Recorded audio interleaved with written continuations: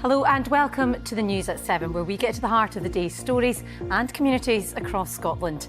Tonight, more than a dozen people convicted after a BBC Scotland investigation uncovers a £28 million timeshare fraud. We'll tell you how we uncovered it and explain what you can do to avoid getting scammed yourself.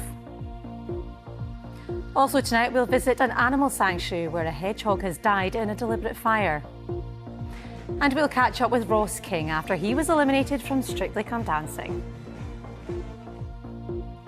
We'll also have all the sport with Lewis. And what have you got for us tonight?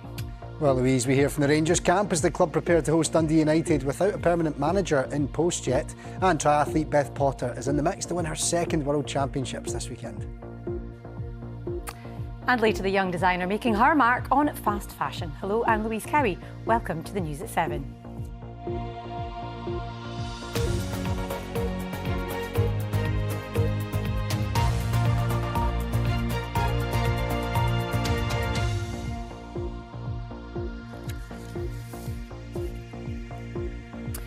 9 years ago, a BBC Scotland investigation uncovered evidence that ageing timeshare owners were finding it impossible to end their contracts.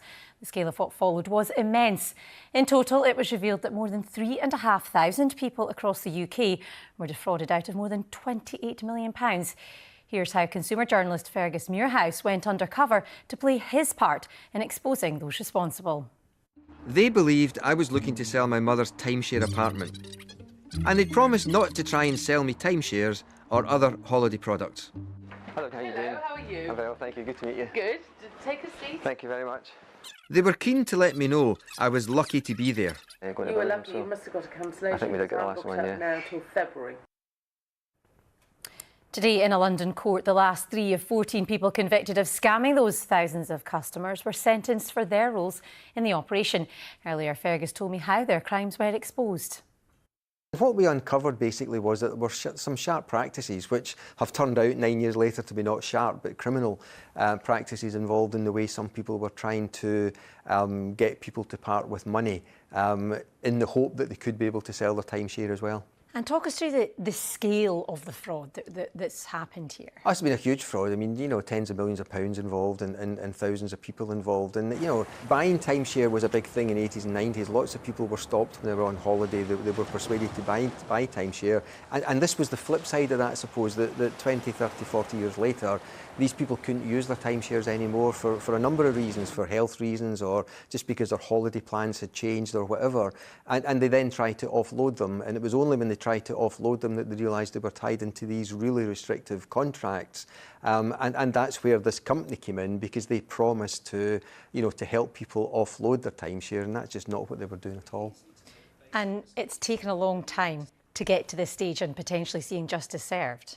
Well, I think the wheels of justice run slowly anyway, but, you know, it's been a big criminal investigation. There's been lots of moving parts to it. The court cases started 4 or 5 years ago, and we're just seeing the last people sentenced today. So it has been a long process, but it's been a process that's worthwhile, because the fraud has been exposed, and the vast majority of the people involved in it have been found guilty. And what's the toll been on the victims? I think the victims were struggling before the fraud came to light, because the reason they'd got in touch with Sell My Timeshare in the first place was to get rid of a timeshare that was already costing them money. It was costing them money in rental fees that they weren't using.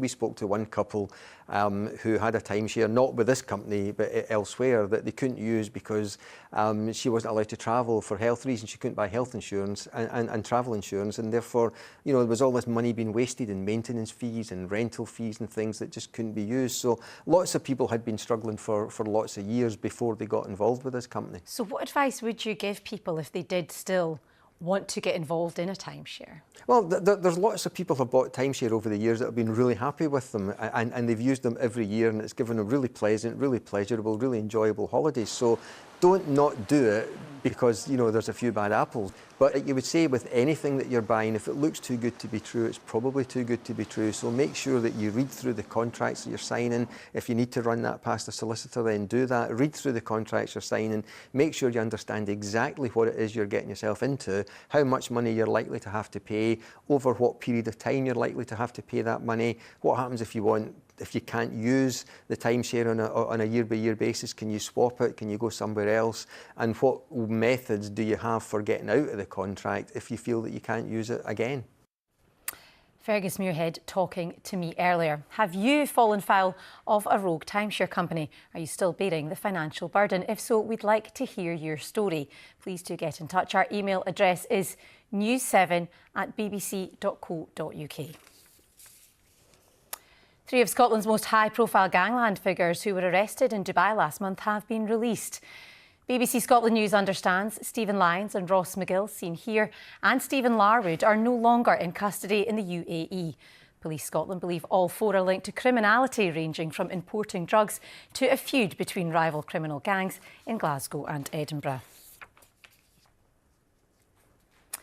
Now, a sad story from Fife. A hedgehog has died after a fire at an animal sanctuary. Police think the blaze at the 4th Hedgehog Hospital was set deliberately. It damaged the building and a fundraiser has been set up to pay for repairs. We sent our reporter Richard Forbes to Rosyth to find out more. What was here before was bushes. This is where the fire started on Wednesday evening. The fence backs on to the Hedgehog Hospital. My neighbour came and alerted me and I looked out the window and saw the flames shooting right up, easy 10 foot or something. So all the hedgehogs who were inside survived, but there was one casualty outside as well? There was one casualty, yes. Wild hedgehog who was living in this area because they love log piles, they love bushes, and he was just here, lying. So yeah, I'm very upset about it and angry. Nadia's been running the hospital mostly single-handedly since the charity opened 11 years ago. This is Autumn. Autumn's one of 26 hedgehogs who was in this part of the hospital when the fire started. The fire was at the back of this shed, so every hedgehog was at the front of the cage, so they knew something was wrong. We're keeping a very close eye on them, so what we do is we just, every day, we're checking their nose, making sure there's no discharge, we're checking their eyes. I'm listening for any wheezing, any crackling in her chest. She sounds absolutely fine. Although Autumn and the others have been able to rest, it's been sleepless nights for Nadia since the fire. I've hardly slept since it happened on Wednesday night. All I can think of is about fires. Yeah, I'm absolutely terrified that somebody comes back. Here's Kiko. Are you hungry? A crowdfunder was launched last night and has already raised more than £12,000. The money will be used to repair the shed and fence.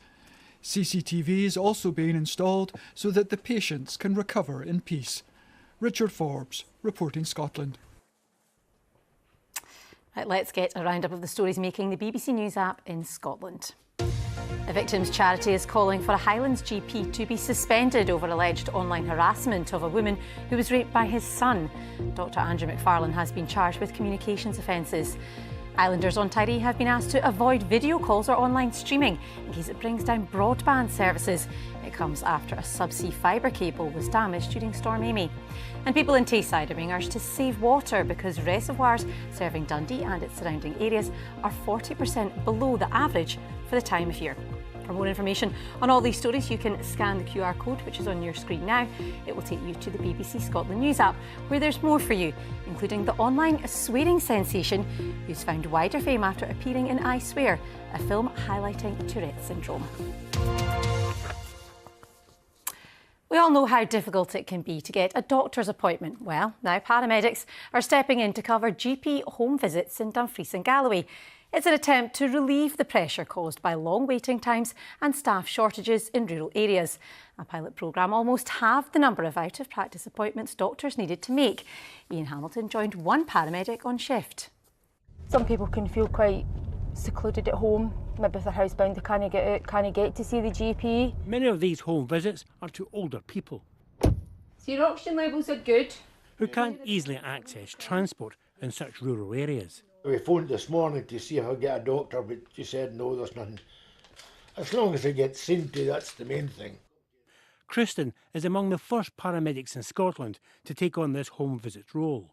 The ambulance service is now hoping a similar scheme can be introduced across other parts of rural Scotland. Earlier I spoke to Kristen and asked her what a typical day looks like for her. A typical day would be go to the doctors, log into my computer, get my list, go through the list, and then just head out, try and triage my patients who I think need seen sooner throughout the day, go out to the patient's house, assess them, take bloods if need be. We've got time for a wee chat just to see how things have been going.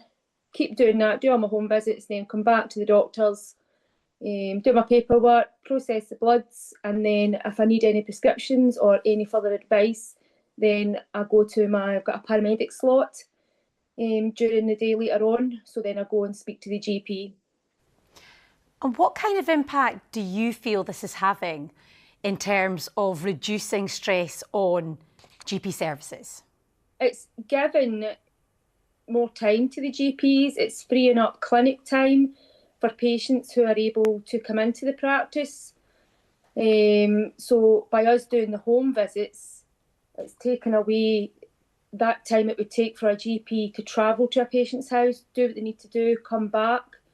Within that space of time, that could potentially be 4 or 5 slots for an appointment for people to come into the practice. So it's definitely frees up a lot of time for them. And what kind of reaction have you had from patients that you've visited? They love it. We get to know them really well. It's more, I feel it's more a personalised service for them. It's one-to-one, we've got the time. They trust us. We can solve the problems for them there and then. It can be dealt with on the day. And you build up a good level of trust with them. And do you think it offers reassurances that this service is in existence, so when they perhaps wouldn't have been able to see a GP, they know they will get the help they need? Yeah, they know that we're available Monday to Friday, all day. It's definitely more easy to get an appointment with us, so they know that if they can't get an appointment on the day with a GP, we can go out. And then if they really do need to be seen by a GP for something that's way above our scope, then that can be made for some time in the future. OK, Kristen Milligan, thanks so much for joining us this evening. Thank you. Still to come, we have weather with Christopher, and Strictly's Ross King tells us what he's got planned when he returns for the final episode of the series. But first, it's sports time, and here's Lewis. Thank you very much, Louise. Hello there. Well, the Scottish Premiership is back this weekend and we have some outstanding fixtures to look forward to. Jim Goodwin takes his Dundee United side to Ibrox tomorrow, looking to take advantage of the uncertainty that has surrounded Rangers during the international break. Well, United are a point clear of Rangers, as you can see here, who will be led by Stephen Smith this weekend. The Under-19's boss has been speaking today about the potential arrival of former defender Kevin Muscat as manager, who he met as a youngster at the club. But after 5 draws from their opening 7 games this season, he was keen to stress that it is time for the players to win consistently again, starting this weekend. I was a young player, so I only came across him a few times. When I was a young player, my job used to be to clean Alec McLeish's boots and the coaching staff, so I used to pass him in the corridor. And again, as a person, it was really pleasant. I know there's a reputation there as a player, but the communication I had with him was always very pleasant to the younger players. We've experienced different managers, whether it be managers that have played here, managers that have been deemed head coach types that are more tactical. So we've had every type of manager, but the priority is always to win. I think everyone understands how important it is, and that's probably why the people in charge are taking their time to do that, and rightly so, because it is a massive appointment, and whoever comes in will have the full backing of everyone at the club, and the players as well, because ultimately we're the exact same as the supporters, as everyone involved. We want to win games and we want this club to be successful. It does hurt. There's no getting away from that. There's no hiding place. But when it turns quickly. But in terms of this group now, that quickly has to start on Saturday, because as everybody knows, the results to this point have not been great, so it has to start changing now. We're expecting a completely different type of atmosphere tomorrow as what might have been a couple of weeks ago. We can only focus on ourselves, and make sure that we're doing our job properly in and out of possession. We're bringing an incredible travelling support with us as well. They're clearly coming with a belief that they think their team can get something at Ibrox, and we have to repay that faith that they're showing in us with a really good, solid performance. Now, Leanne Ross has backed her players to rise to the challenge after Glasgow City were drawn to play Sporting Club in the Europa Cup. The draw for the last 16 took place in Switzerland today, and while Ross is expecting a difficult tie against the Portuguese side, she insists that Wednesday's dramatic win over HB Koya shows that her team have the character to progress in the competition. I think everybody's quite happy in terms of drawing Sporting Lisbon and just having that opportunity to challenge ourselves at this level for another time. When you get to this stage of the competition, there's no easy draws and every team's going to be tough, but you have a quick look at their squad and the players that they have, some of the results that they've had already, both in Champions League and now in Europa Cup.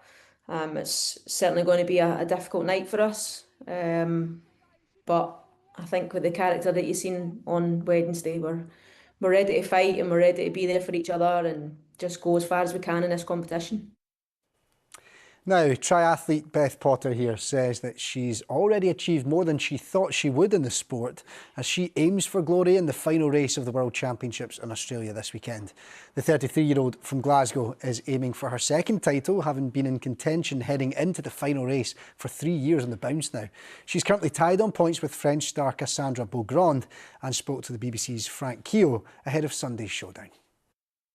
I've achieved more than I thought I would achieve in the sport anyway, and to be standing in the same position 3 years in a row, fighting for the title, I didn't know whether that was ever going to happen again, and here we are in 2025, sort of similar outcome at the moment. I have enjoyed being back on start lines this year. I've had some frustrating results. I think trying new things in the season, maybe you're going to get those kind of ups and downs. I think it was worth trying them this year to see what works for me for, hopefully early in a couple of years' time. You were particularly emotional after winning in the Czech Republic. Are you okay to explain the background to that and why it meant so much to you?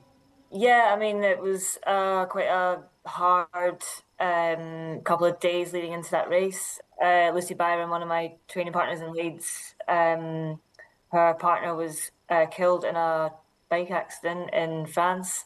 Sam was quite a big part of our training group. He was one of the coaches on poolside. He often sorted my bikes out as a bike mechanic. Yeah, it was very emotional for me, for the rest of the team. He was very close to us, a lot of people in the team. So life is really precious and you only get one shot. And when I was really hurting in that race and I was a minute behind coming off the bike, a big part of that motivation to get back on the top set was to do it because I could, because I was there that weekend, and because I definitely had some extra motivation because of Sam. So brilliant stuff, and good luck to Beth this weekend. Now, as always, there's plenty more for you on the BBC Sport website, including all the news from today's manager press conferences as club football returns this weekend. But Louise, as you know, it's starting tonight with the Championship right here, and I can't wait to watch them, Phil and Raith. It is indeed, but on a different note. Oh, you up for something else? Yep. How's your slosh? Not bad. It'll be better after a few scoops, but right, maybe okay, I should have said that. We can practice later. How's about it? Let's do it. And on that note, from a Thunderbirds a Paso Doble to a Sunshine on Leith waltz, it was a short but sweet stay on Strictly for Ross King. So how's he feeling now after being eliminated in last week's dance-off? I caught up with him a little earlier. I'm feeling absolutely brilliant. I really feel good. I think I surprised myself at how fit I am. Coming into it, I've spoken to so many different people who'd done it before, and they all said the one thing that catches people out is stamina. That's what you really need. So I was running around the good old Hollywood Hills trying to get fit before I got here. Once I arrived, I joined the gym. I was in working out every day and swimming, and I'm happy because it was a lifetime opportunity, and hopefully, I seized it with both hands because it really was something that I never thought I'd be asked to do. Something that I never thought I could do. Were you surprised at how many people got behind you? Absolutely, because I said right from the word go, I said, I can't dance, but I want to try my best. And that's all I can do is really do my best. And then to get the opportunity to do the second dance, the waltz to the Proclaimers' Sunshine on Leaf.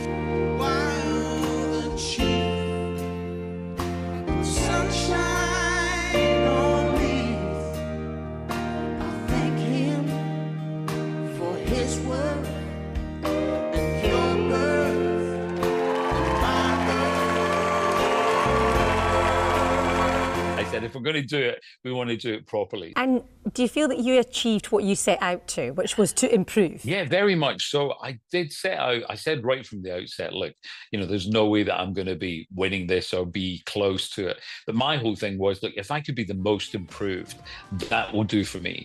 And so 2 weeks in a row to get most improved from the judges was just absolutely brilliant. So the minute that happened, and I thought, look, I've come in, I've done what they say is the hardest dance, the cha-cha, in round one. And then on the third one, to just really go for the full Strictly-fied experience, as they say, you know, and to dress up as the Thunderbirds puppet.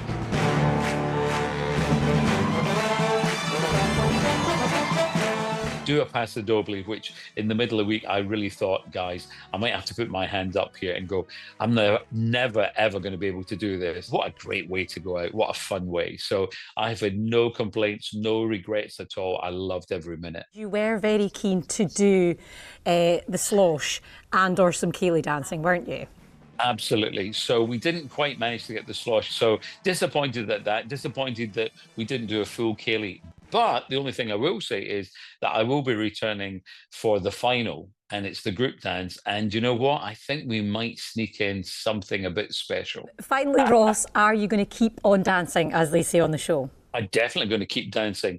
And again, as I said on the show, you know, I wanted to be the poster boy or the poster older man for people who just couldn't dance, can't dance, won't dance.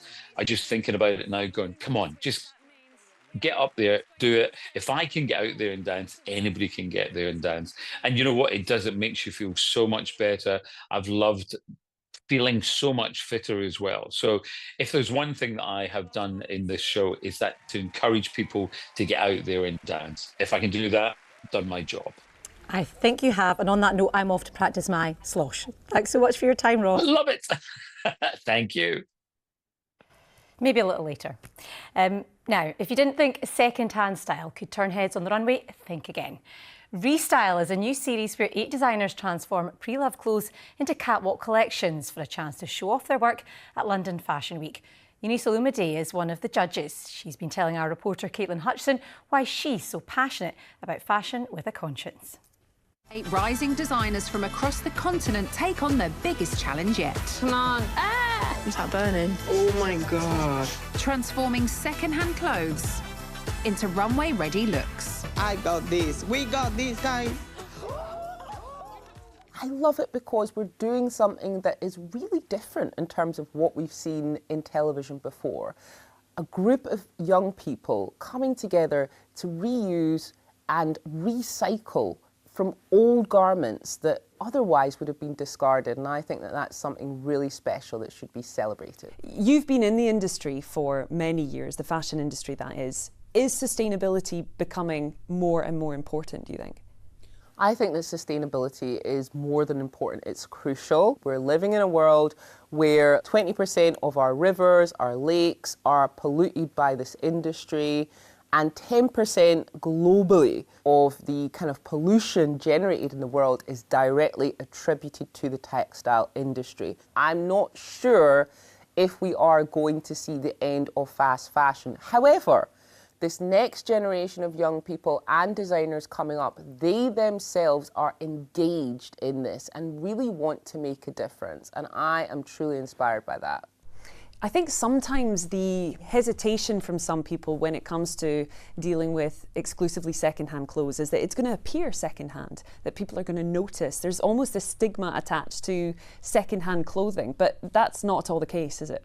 I don't think so at all, actually. I grew up in a typical kind of British council estate, and, you know, my mum bought me my first ever sewing machine. So what I did is a lot of the time I would alter or make my own clothes. And it's like, nobody wants to wear their big brother's smelly jumper, okay? However, we can take that jumper, we can turn it into something totally different, we can add other pieces to it, we can make sure it's up to date and that the piece is aspirational. And I think that's the most important thing. Absolutely, and when these hot new designers are done with it, you'd never even know it was your brother's smelly old jumper in the first place. Exactly, yeah. OK, it's time for the weather now, and Christopher is here to tell us what we've got on the forecast. There's change on the way. We've had so much dry weather for so long, but we need to talk about rain. However, let's take a look at some of our pictures from our weather watchers today. Rather grey skies there across the Highlands, although actually parts of the West Highlands had some sunshine. The Isle of Skye there with blue skies, not bad at all. On the East Coast, far cloudier compared with yesterday. Rather grey there in Fife. Let's take a look at what's happening over the next few days, because we've had high pressure for so long, but low pressure swings in from Sunday onwards and then it stays. So we'll be turning much more unsettled, much wetter, much windier too. But we've still got one day of that high pressure left, and that means tomorrow morning is a dry start, for many a cloudy start. Perhaps something brighter north of the central belt with some early brightness around. The odd mist and fog patch, a very weak weather front, perhaps just pushing some very light showers in towards the northeast of Aberdeenshire and certainly across Shetland.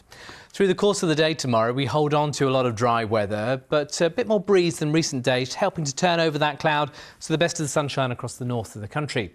And then Sunday, that low pressure arrives, and that means weather fronts, and that means rain, increasingly breezy with it too. So the second half of the weekend, a very different picture compared with Saturday. Outbreaks of rain working north and east, and on south and east facing upslopes of the Galloway Hills in towards the southern Highlands. That rain heavy and persistent, and some near gale force gusts around the west coast. So after a rather soggy Sunday, Monday's a little bit better, lighter winds, but the weekend rain still with us in the Northern Isles. Elsewhere, some showers in towards the west, drier in the east. And then beyond that, through the rest of the week, low pressure is sticking with us. That means it will be unsettled, not a complete washout, but then as we head through Thursday and Friday, a deep area of low pressure bringing another spell of very heavy rain. But let's take a look in detail at Tuesday. You can see the low pressure swirling around overhead with outbreaks of rain, chiefly in the west and the north of Scotland. And then looking ahead towards midweek on Wednesday, you can see outbreaks of rain still with us and breezy at times from the north across northern parts of the country. So you can see on the outlook tomorrow, not too bad at all. Some brighter moments and then turning a little more unsettled, but still some dry, albeit cloudy weather to be had across eastern parts of the country. That's the forecast for now. Louise. I heard the word soggy. I'm not happy. Sorry. OK, that's all we have time for this evening. We're back at the same time tomorrow night, so do join us then if you can. In the meantime, from everyone here and across the country, do enjoy the rest of your Friday evening. Thanks for watching.